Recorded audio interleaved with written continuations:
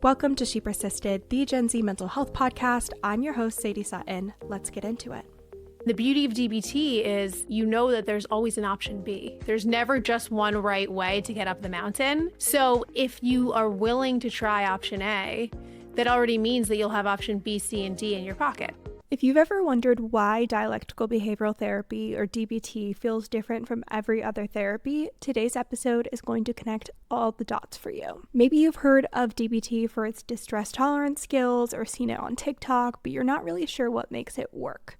Or maybe you're in DBT yourself, but you can't pinpoint why it feels different from other therapy you've tried before. Either way, you're in the right place. Hello, and welcome back to She Persisted. Today I'm joined by Dr. Maddy Ellberger, licensed psychologist, founder of Downtown Behavioral Wellness, and one of your guys' favorite guests ever on She Persisted. Her episode is one of our most downloaded to date, and today's episode is one of my favorites that I have ever recorded for She Persisted. As a specialist in DBT, she's here to explain what truly sets DBT apart and why it is so effective for people that are struggling with emotion regulation, relationships, and self-acceptance. We unpack everything from how DBT therapists are different from other types of therapists, what radical acceptance actually looks like in practice, and the subtle signs of willfulness that might be keeping you stuck. We also get a DBT therapist's take on your biggest questions and things you're struggling with, like what to do when a loved one needs therapy but won't go, how to navigate parents who don't understand mental health, and even how to use DBT skills to make better friends and build stronger relationships. So by the end of this conversation, you'll understand not just why DBT works, but how to actually apply its tools in your own life to manage emotions, communicate effectively, and create change that actually lasts. And if you've done DBT before, you're going to love this nerding out session of what makes DBT great and some nuanced later stage ways to live your life worth living. And if you're new to DBT, you're also going to get a great intro overview. So no matter where you're at in the process, you will enjoy this conversation. So without further ado, let's dive in. You posted recently about DBT therapists versus normal therapists and how people have some heated opinions on the matter. They just don't get it. Yeah. And so I'd love to start this with kind of understanding these like nuances. And if you've ever been in a session with a DBT therapist, you know it, you get it. It feels completely different. You feel so seen and heard and understood. You're on the same level, but you're also looking to someone for guidance. Can you kind of talk about like why there's this different therapeutic relationship, why therapists are able to present themselves in a different way, and yet help people in such extreme moments and be that lifeline? Like, it's a fascinating dynamic that you really don't see in other therapy contexts. Yeah, I mean, I think that like when we think of traditional treatment, like I won't even go into like dynamic therapy, just, you know, cognitive behavioral therapy. There's this like, I don't know, rule that's disseminated in graduate school that's like, you cannot self-disclose. In CBT, it's not like you're a vessel, but like it's much more boundaried, okay? For what it's worth, there are much stronger boundaries between the patient and the therapist. And DBT kind of takes that and like knocks it on its head because we're working with people with really big emotions and sensitive people. I'm a sensitive person. Like, they can feel the difference between somebody who's actually engaged and present and real versus somebody who is engaged and present and cares, but it's not the same as being real. The relationship between a DBT therapist and a patient is so wild. And it's still clinical and professional, right? So when people make these like blanket statements like you should never tell a patient like what's going on in your life, that's a crazy thing, right? Part of validation is being able to say like, you know, that's the 6th level of validation that Marsha Linehan talks about, where it's like this just radical genuineness. And that's what DBT is all about. It's radical genuineness. So like, when I went through a really bad breakup a couple of years ago and I simply couldn't work, like the email that went out to my patients was, Dr. Ellberger is going through a traumatic breakup and she'll be back in 2 weeks. She's unavailable right now. And every single one of my patients, when I came back, was that, are you okay? And it wasn't to make it about me. I said, I'm fine. I'm happy to be here. Thank you for asking about me and caring. Let's talk about you. And that creates this like limitless clinical relationship where you get so much more than just the skills, right? Because relationships, if you look at almost all psychotherapy data, relationships are what is the recipe for change in any single type of psychotherapy. Yeah. And so the type of relationship that a DBT patient has with the DBT therapist is what's going to move the needle in helping this person create a life worth living. And that, my patients ask me where my genes are from, and they call me when they have, urges to self-harm. And it's all the same thing, and I'm here for all of it. And I love it. It's my personality, so. No, I love it. And you mentioned validation. I saw you post about my therapist book. She also similarly shares the same perspective on self-disclosure. And it creates such a safe environment to be able to push back on those relationship dynamics and practice with someone who's so skilled and qualified, which you wouldn't be able to do if you didn't have a relationship with a therapist. And the best example is when she told her clientele that she was diagnosed with breast cancer. And we talked about it, and she was able to use that as an example because she was like, you were a deer in headlights, and then we just shifted the subject. Let's talk about that. And I was like, yeah, that's exactly how that would happen with anyone in my life if they had that kind of news. And how could you do that in such a safe context with someone who's so skilled and trained to see those patterns if there's not that self-disclosure in that relationship? Right. And so people think about DBT as DBT skills, and obviously DBT skills are everything. They're so important, but the individual therapy in DBT is not like a cut and dry protocol like group, right? It's actually very loose. And so something that we talk about a lot when we're teaching DBT to trainees or students is this thing called movement, speed, and flow. And movement, speed, and flow is how you utilize the treatment in the treatment room, right? So the relationship dynamic between the therapist and the patient allows for so many skills to be built, right? And there's just real conversation. I'm a kind of extreme version. I actually don't even think I'm an extreme version of DBT people, but if a patient says something to me that we talked about a million times and they decided to act on the urge anyway, whatever it is, let's call it texting a guy. It's my favorite example because I do it all the time, right? And I just look at them and I'm like, well, I told you so. Yeah. And it's not me being a bitch. It's not me being nasty. It's not me trying to toot my own horn. It's what I would say. And I'm sure we did. We told you what was going to happen. Yeah. You knew it. You did it anyways. You did it. So now you know, okay, you have the outcome. You experience the consequences that you didn't want to accept. I said, if you want to accept these consequences, go off, but you didn't want to. So let's talk about that. And the person's reaction to my reaction can then be discussed in the treatment, right? Yeah. So if somebody feels like I'm being judgmental, then we talk about that and I can explain it and we can have that conversation. So there's no rifts, right? There's this whole concept of rifts in psychotherapy of there's a rift in the relationship, and then the therapy is basically fucked. Yeah. And the beautiful thing about DBT is because there's radical genuineness, because it's based on radical genuineness and a real disclosure of between two human beings in an appropriate therapeutic manner, the rift gets fixed in the treatment, right? That's interpersonal effectiveness, and that's very different. Or if a rift occurs and I realize there's something I did after the fact, I'll call a patient after session 3 days later. I'll be like, hey, can you get on the phone really quickly? I just want to talk about something. I realized that I went really hard on you there and the intention was good, but I'm not sure that I gave you the space to talk about how hard that was for you, and I'm sorry, right? No other treatment is going to have their therapist call the patient in the middle of a week between sessions to apologize to them. Yeah, and I think about people are like, oh, I broke with my therapist, I'm therapist shopping, I sent them an email. I'm like, you could never in DBT. You've both made a commitment to do this work collaboratively. You're equally invested, you're on the same team, there is a full relationship. Yes.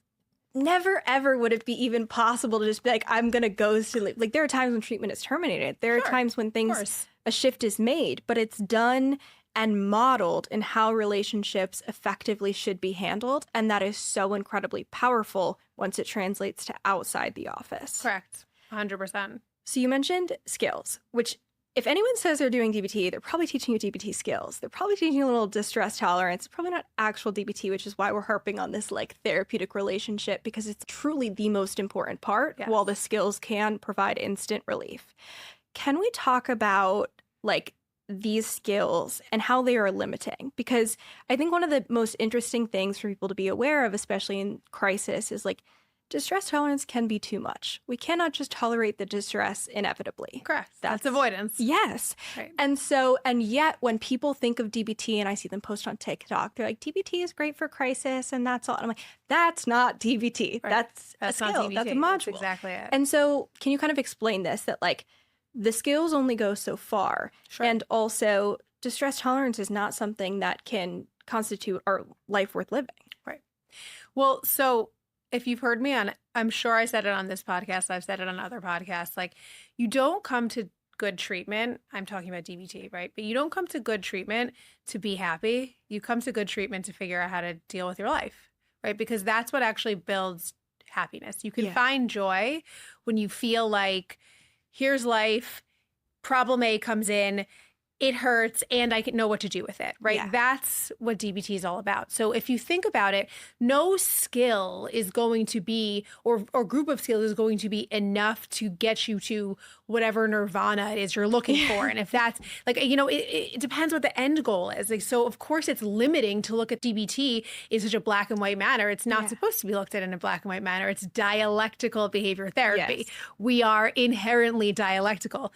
The skills are useful in helping us reach certain goals, but that doesn't mean that we're a wire monkey, right? Like, and this is why when my patients, you know, there's a lot of what looks like DBT informed therapy right now.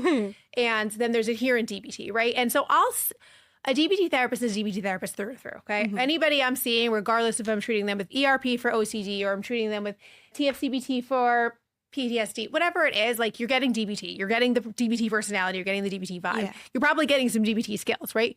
But if I have a patient who's in DBT, they're not learning skills from me on a day-to-day basis. Yeah. I might give them a skill and be like, okay, look, I'm going to teach you Dear Man, you're going to be ahead of the curve in group because we have to have this conversation with so-and-so and I want to show you that you can do it. Yeah. But I'm not sitting and teaching skills. That's not how people learn to live a life. People take individual therapy and they utilize individual therapy to apply and mold what DBT skills training group gives us. So you can't just do DBT skills because then you're not generalizing them for yourself, right? I'm trying to find a way to like not sound like a science freak, right? But like you're not creating your own life. Like you're just copying and pasting. Anybody, I say the motions all the time. I say this all the time. Anybody, you could have a little broomstick teach skills or teach a protocol. It is an art to be able to work with somebody and help them change their life on a wholesale level. And so, if you're a provider who wants to be able to give some good skills, right? DBT skills are good and exciting and they're evidence-based. Then obviously giving some distress tolerance skills is great. That's a great tool. But if you don't understand how to help somebody be mindful of when to apply them, why they're applying them, when to pull back, and all of those things that come from the gray area in between, then you're not really doing somebody a service and you're limiting this treatment to something that is very, very small and narrow, very black and white, and very much so not what it's meant to be. 100%. And I think you mentioned evidence-based. I think that gets lost, and I have so much frustration around this, that like those evidence-based outcomes are a result of DBT in its totality, which is heavily the individual therapy or the family therapy or that therapeutic relationship. Correct. And we know that the skills alone don't make things better. Sometimes when you give them to everyone, people get worse. And so the idea that you could pull that subset of this thing and be like, yay, it's working. Ta-da, that's what? Like, I mean, it's illogical. Well, but it's like very reflective of, I think, the way that like I'm going to go on my like social media soapbox for a second. Like, it's just reflective of the way like we all like consume shit now, you know? It's like, it's either this or it's that. So like DBT, nothing's really dynamic anymore, right? Nothing's really like multifaceted. So DBT is skills, right? CBT is thought challenging. Blah, blah, blah is this. It's like there's no nuance. Yeah, there's no nuance anywhere. And like that's actually the beauty of DBT. If you read Marcia's original textbook from 1993 that I talk about all the time, like the reason that individual therapy is not protocoled is because there's so much nuance. And that's also, by the way, modeling for somebody who experiences big emotions, like the nuances of life. And it's safe. It's okay. It's doable. You can get through it. Exactly. Like nothing is really ever as bad as it seems it's going to be because there's always a way to manage and get through. you led right into my next question, which is radical acceptance. Another DBT buzzword. I hear people talk about this in other contexts, and I'm like, you're not explaining it correctly. We're losing all the nuance and the dialectics here. But it's something that really draws people in and like gets them to drink the Kool-Aid of DBT because it's such a powerful, profound skill. But can you talk us through when we're radically accepting, how we're doing that, and why it's important to radically accept situations, which is something that a lot of people that are struggling don't want to do, myself included. I was like, you want me to accept this? Right. Like, I'm miserable. Everything's awful. And so I'd love to start there because it's so pivotal. It really is that first step when you are choosing what path to take. Correct. Because the best part about DBT, which other therapists won't ever say to you, is you can always not do it. You can always say no. You can choose to not. You can make choose your to life do worse. whatever you want. You always have a choice. And there's then always another option after that. Yes, 100%. Saving a few situations, right? But what is radical acceptance in its essence? It's quite simple and also quite miserable to do at the same time. Yes. But radical acceptance in its essence is I am not trying to change a situation that I have tried to change, right? We always start with change, right? If we can fix something, we're going to fix it. Obviously, we're not just going to let shit flow. Like, that's stupid. But if we have tried to fix something and we can no longer fix it, we are going to stop fixing it and live in it as it is. Acceptance is not approval. Acceptance is not happiness. Acceptance is not being on board. Acceptance is just you are in what you are in, which then, by the way, opens up a whole new realm of being able to problem solve further, right? It actually frees you up to be able to see the reality that you're in with limitations, right? I see a lot of people in their 20s, men and women. A lot of people talk about relationships, right? So a lot of the things I'm going to pull from here are going to be relationship stuff, right? So somebody goes on a bunch of first dates, okay? And they only go to the first date. And someone's dating and dating and dating and dating. And they're just not feeling like they're meeting the right person, or they're feeling like they're meeting the right person and then they're getting rejected. And so what radical acceptance is not is like, I'm just going to be alone and unhappy, right? By the way, I certainly have been there, right? Yes. Radical acceptance is accepting limitations on the future, not accepting hopelessness, right? So maybe the conversation is, maybe the radical acceptance is, right now I'm unhappy because I haven't found someone. And that doesn't mean that it's not in the cards for me in the future.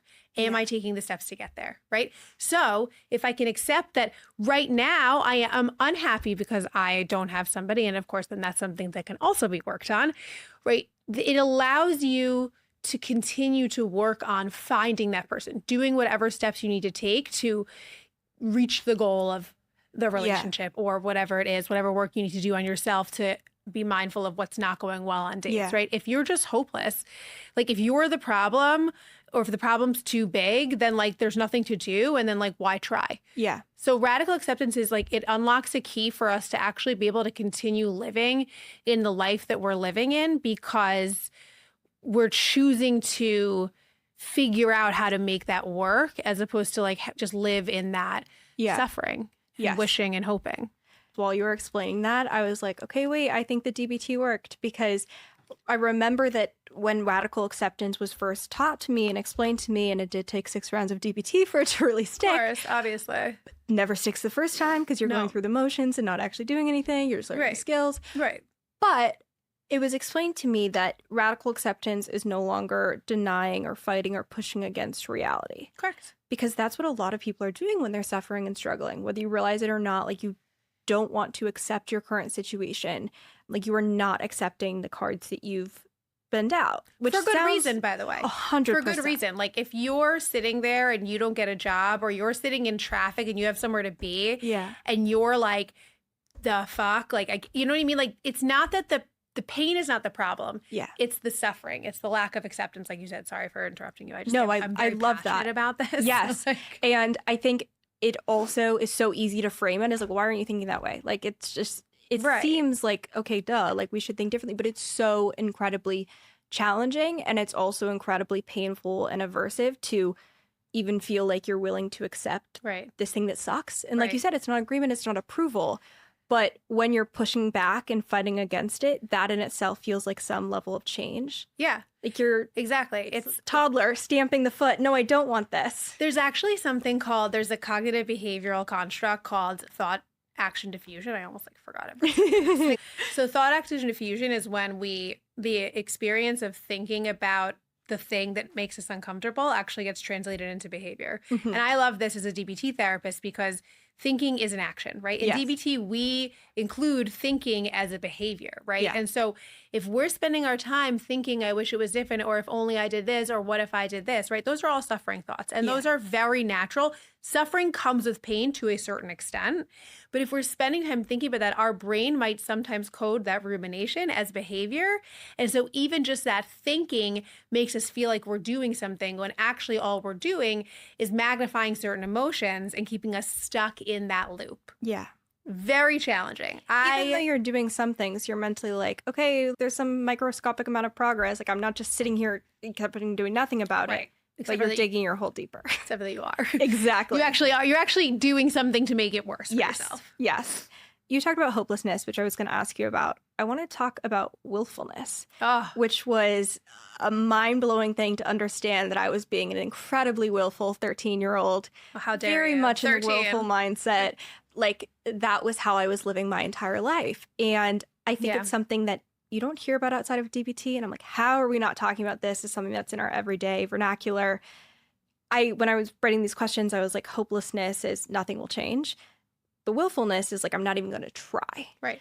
And well, they're obviously connected. Yes. And so I wanted to kind of hear your perspective on why would anyone feel this way? Because again, if you're listening to this and haven't experienced it, which so many parents with kids in DBT or people who are trying to support someone are like, why would you be hopeless? That's not good for you. Why would you not want to try and change? So how do people even get in that headspace, and why are we willful? Because for a reason, like DBT, everything has a reason. I had a mentor. I've been doing DBT postgraduate now for 10 years, almost 11, which is insane. And I had a mentor that early in my career, I was at the same practice for my whole career until I started my own practice, and it was incredible. And I had a mentor say to me once, if somebody can't figure out why they are unwilling to try anything, then you ask them, what is the fear? What's the worst thing that's going to happen if you try this thing, right? And that's usually what's underneath the willfulness. It's not, I don't want to, I don't care. It often comes out as fuck this shit or nobody understands. But really what it is often I am afraid that if I try this and it doesn't work, then what? Or I'm going to try this and I'm not going to be able to do it. So what does that mean about me? Yeah. It's almost always, what's the fear, right? If you're not willing to do something that maybe seems like it makes sense or isn't, quote, that hard, and I say quote because of course that's invalidation, and if things were easy, we'd already be doing them, just for what it's worth. Yes. No friction, no change, right? But if somebody's not willing to do something that everybody else is saying is going to help them, there's always a reason for that. And the reason is usually like, what's the fear underneath it? What's going to happen to you, or what's going to happen to the situation if it doesn't succeed? And if it doesn't succeed, the fear of taking that risk is like almost always what gets in the way of like any willingness for change. Yeah. Or willingness for acceptance. Just willingness in general, right? Yeah. The what if and not knowing the other side of that coin is the hardest thing to accept, I think. And the beauty of DBT is you know that there's always an option B. There's never just one right way to get up the mountain. Yeah. So if you are willing to try option A, that already means that you'll have option B, C, and D in your pocket. Mm-hmm. So and you can always make things worse. You can always go down the mountain. You can always go down the mountain. Right. That's always an option. But the idea is that patients don't fail in DBT, right? Mm-hmm. That's a inherent, like, I forgot what they're called exactly, but it's like a rule. Pillars of truth or something. Yeah. Like it's like Marsha has her whatever thing, the Torah, yes. if you will. Yes, the 10 commandments, essentially. And it's patients don't fail, but because that really models the idea that people don't fail in situations. Key assumptions of treatment. Key assumptions. Thank you. Right. Me. I've Somewhere been doing in this there. for 11 years. Also me. I don't know what this is called. 10 commandments. Sorry. You're like, don't worry. I got you. Thanks. Can't wait for you to come work for me in 8 years. Yeah. It's like you don't fail because there's always another way to get through something. And if you can't change it, then you have to accept it. Yeah. And that's really what we're modeling by learning willingness and learning, but do exposure to the fear of something not going the way we want it to. Yeah. And I think what you described was me exactly at my most willful, and everyone around you being like, why wouldn't you do this thing? And that was me, like a suicidally depressed freshman in high school who had taken a medical leave of absence, had been hospitalized 4 times in the past year, done 2 rounds of DBT at Stanford, was no longer safe enough to do DBT outpatient, like all the things. And then I'm sitting in the intake meeting at McLean Hospital with the best DBT clinicians. And I didn't want to, I was like, I don't want to be here. I don't want to do this. I tried DBT. It didn't work. I don't want to. Great. Complete willfulness. And they're pros. They know how to approach it and ask the question, all the things. But it was like, these people are here to help you. What they're doing is working. Why wouldn't you do this thing? And it was the exact fear you outlined, which is, what if I try this thing, which is apparently the end all be all best resource that exists, and I'm still miserable? Right. But also, what if I do the work when I'm already suicidally depressed, struggling and in pain, not wanting to be here? And the process is more painful. Yeah. Because I can't bear any more pain at this point in my life. And what if this is tipping the boat to the point where this is even possibly somehow, even though I can't fathom how that would be the case, this is harder than my current life. And so when you have that kind of ability to think about, okay, there's a reason someone is feeling willful, and there's something about the process or the outcome that's causing that emotional response, despite it being illogical, you're able to create change.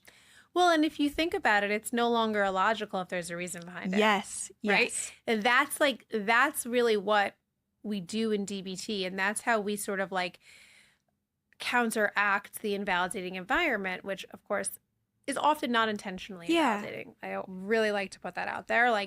But it actually does make sense. The way that somebody feels does make sense based on their context, right? So what they're thinking, what they've experienced, what they're doing, right? But not every behavior or thought is valid. The emotion behind it is valid, right? So the fear of like, I can't, if I do this and it doesn't work, like I'm back in the same, so I may as well just be dead, right? Yeah.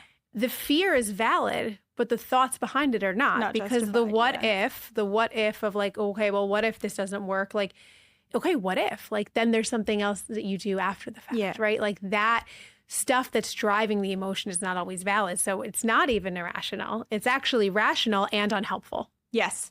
That's really the way to look at it. So dialectical. You know? Love it. Okay, we're going to do some DBT therapist advice on the things that people most frequently ask me about. And I always try to give my best answer, but why not give them the expert episode to direct them to in a no BS direct DBT way. Great. The first one being, my friend, my partner, my kid needs therapy, but they won't go. They don't want to do it. Okay. Good luck. Yeah, literally. I'm always like, well, you can't really do anything. It's literally good luck. I mean, first of all, there's so many things that I would say here, right? Number one, if you were my patient and you were coming to me and you're saying so-and-so needs therapy, I would say, well, according to who? Like, says who, right? Yeah. First of all, it's a judgment.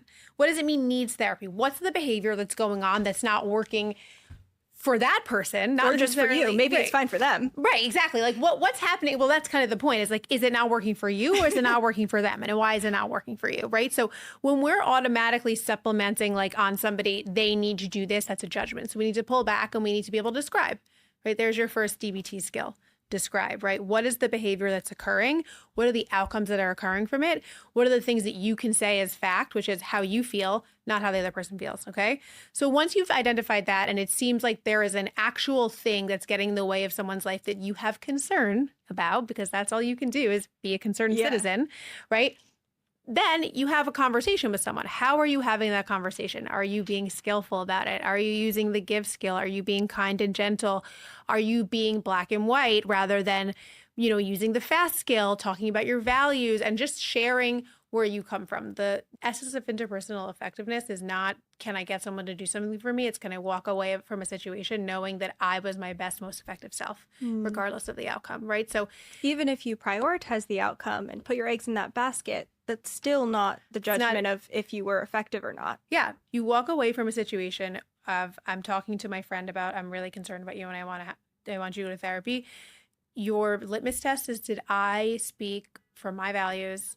Was I truthful? Right? Was I using the fast skill? Yes. Was I like implanting some give in that? Like, so I wasn't being like a fucking bitch. Like, you know what I mean? So then you start with that. And then if somebody is not willing or interested for their own reasons, then you are now faced with, again, your own choice. Depending on the relationship, depending on the scenario, you have options. Most likely the option is to accept, right? And what does acceptance look like? And I think for people, let's say, for example, if you have a friend or family member going through a mental health crisis, like knowing the difference between support and like over-engaging and who and how and when to reach out to other people, right? That's acceptance. Acceptance is, okay, this is where this person's at. What do I need to do to keep them safe and to keep myself safe and sane, right? Yeah. If it's, you know, a more serious situation or more dire, right? Then it's, okay, this person is not accepting help right now and they're unsafe. Like, how do I get this person to be safe regardless? And again, that's who do I reach out to, right? Yeah. What is support versus what's above my pay grade? And how do I stop trying to like push the river upstream? I'm sober and my sponsor always says, if you're pushing the river up the stream, like you're getting nowhere. Yeah. Right? So I'm not going to try to convince somebody to go to therapy because it's going to make me feel better about the fact that I think they need help and it makes me less scared. Yeah. Right? What I'm going to do is I'm going to be present, I'm going to be observant, and I'm going to figure out what resources I need to make sure that this person is not flying off the handle, nor am I. Yeah. And I think what you mentioned is like the outcome that you're looking for is your effectiveness in that situation. Mm-hmm. And you're reminding yourself that if you keep pushing and prioritizing this outcome at all costs, that's incredibly ineffective in the relationship. Yep. Both for the other person and their experience, but also for you.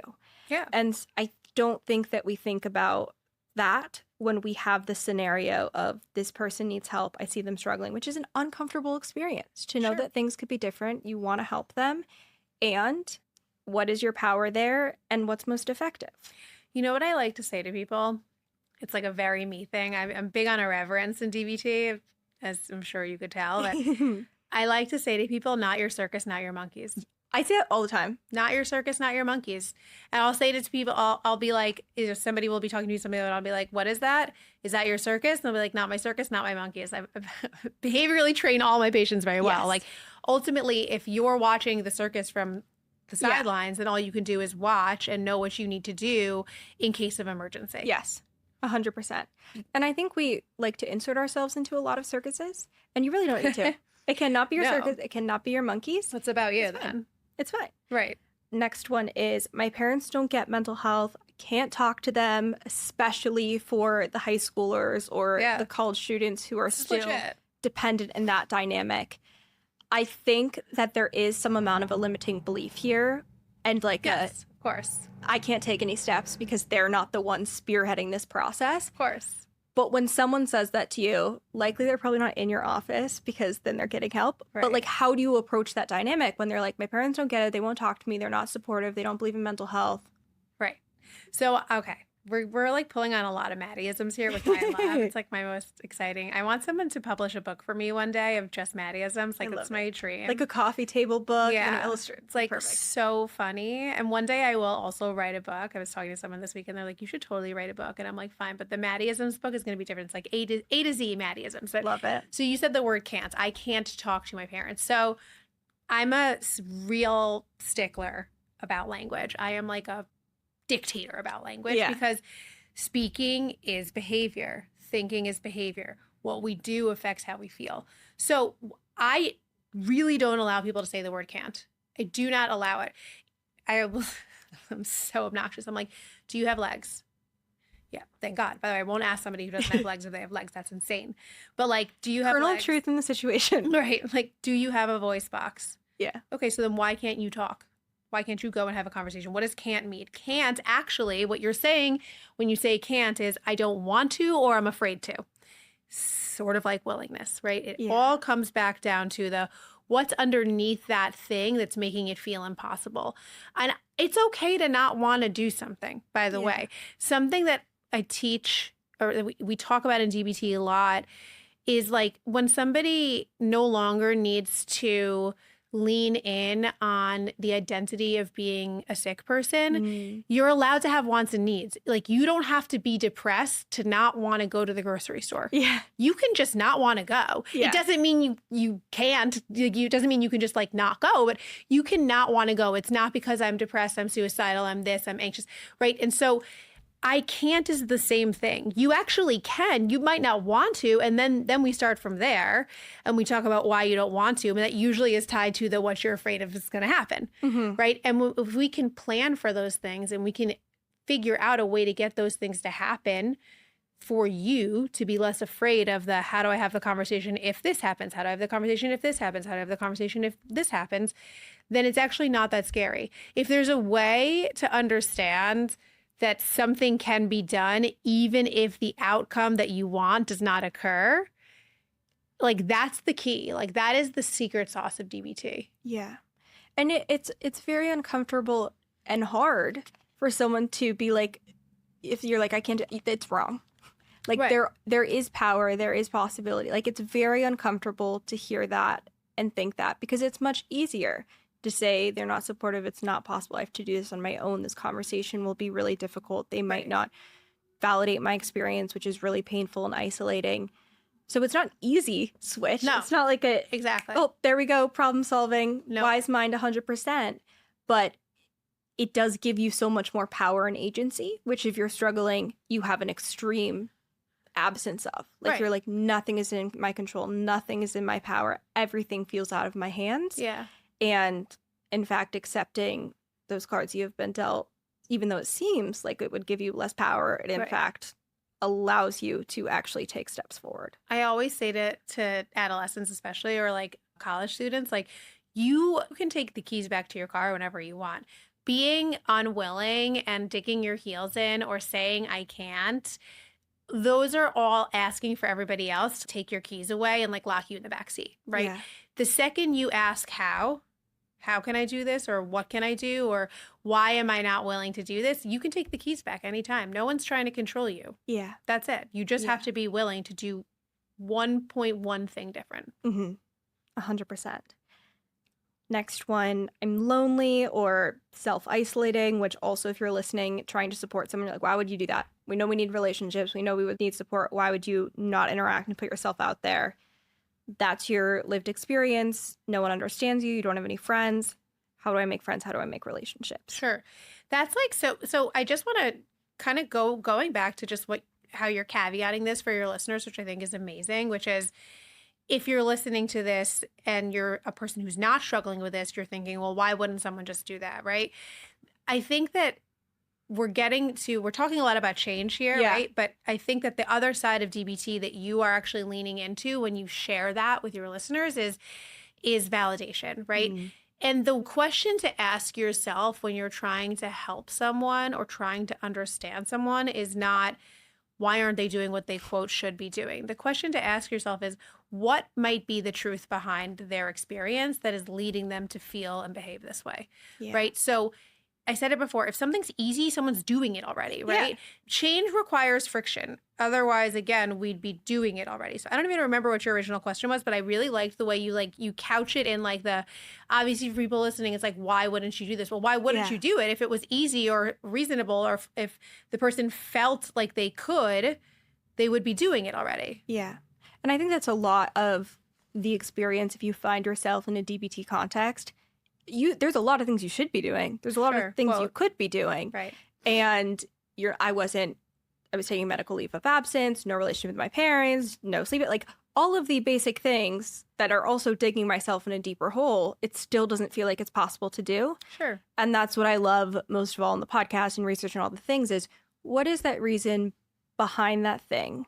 And how can we change that to drastically impact the outcome and the way we approach it? Well, it's like, how do you regulate that emotion? Yeah. Because essentially, like, that's all DBT is. Yeah. It's like, what's the thing behind the thing? How do we validate the experience without validating the thought or the behavior? And then how do we regulate that emotion so that it's no longer interfering? Yeah. 100%. Literally all it is. But you had a question about how do I make friends, right? Yes. So, and it's like, okay, this is, I'm such a DBT loser. This kind of brings me to ABC Please, right? Which is our emotion regulation skills to help us build our baseline up higher so that things don't hit us as hard. It's great. It's cool. It's crazy. But when we look at a goal, in just such an overarching way. Like, I don't know how I would want to make friends. Like, I don't, if you said to me today, like, Maddie, how are you going to make friends? I'd be like, fuck if I know. Like, I walk the streets, hope someone picks I don't me know. up to be their friend. I'm almost 37 years old. I work in an office all day with one-on-one with people. How am I making friends, right?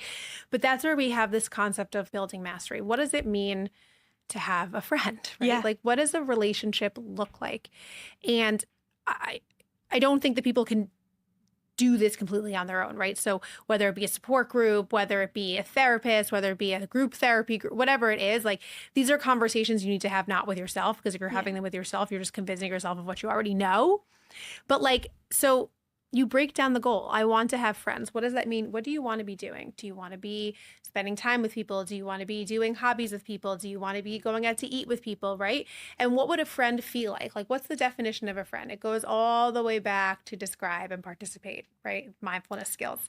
If you can describe what these things are, what it might feel like to have this relationship, then you can start to figure out the first step you need to take to get to that place. But if somebody's really deep in it and like really stuck in the hole of like, I'm so not worth it, you're not going to know where to start to even be able to take one half a step of change. Yeah. You need to be able to understand what it is that you're looking for before you can go after it. And once you know what you're looking for, then you can have a roadmap of what you need to do. And those things might be hard. Yes, it might require you to call someone. It likely will. It might require you to like go to a run club, if that's a thing for you. That would not be where I'm making my friends. Same.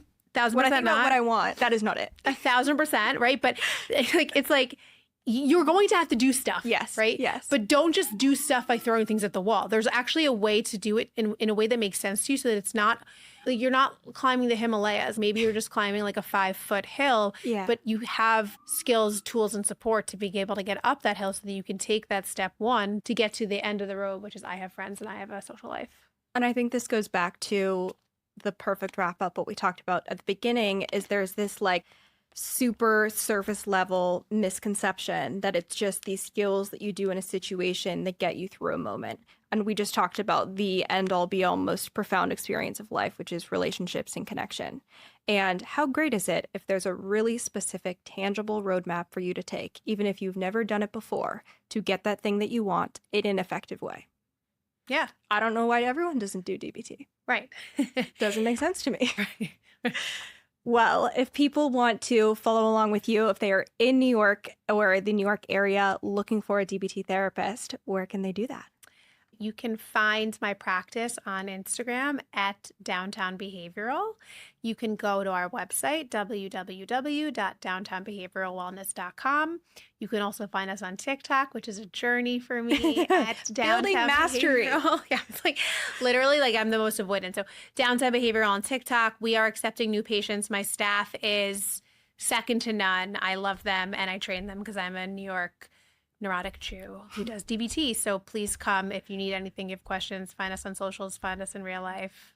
Our office is in Union Square, and this was amazing. Thank you for So glad coming. we got to do this. Thank you so much for having me. Okay, how good was that interview? It was my first ever in-person New York City interview and exceeded all expectations. There will be more in the future, and I hope you loved it as much as I did. If there's one thing that I hope you took away from today's episode, it's that DBT isn't just a therapy. It's a framework for understanding yourself, your emotions, and your relationships in a completely new way. It's all about learning the balance between acceptance and change, meeting yourself where you're at, but also believing that things can get better. So whether it's practicing radical acceptance, noticing when you're being willful, or using DBT skills to improve your relationships, try one thing from today's episode and see how it shifts your week. If you enjoyed this week's conversation, it would mean the world to me if you left a quick review on Apple or Spotify. It helps more people find the podcast, and you'll be entered into this month's giveaway. If you send me a screenshot on Instagram, one lucky listener will get a coffee on me. And you can answer this week's Q&A on Spotify to tell me what DBT skills you're going to try first. I love reading your responses and featuring them in upcoming episodes. And as always, you can find all the links and resources from today's episode in the show notes or at shepersistedpodcast.com. And with that, keep persisting, and I'll see you next week. If you enjoyed this episode of She Persisted, make sure to leave a review, subscribe, and share with a friend or family member.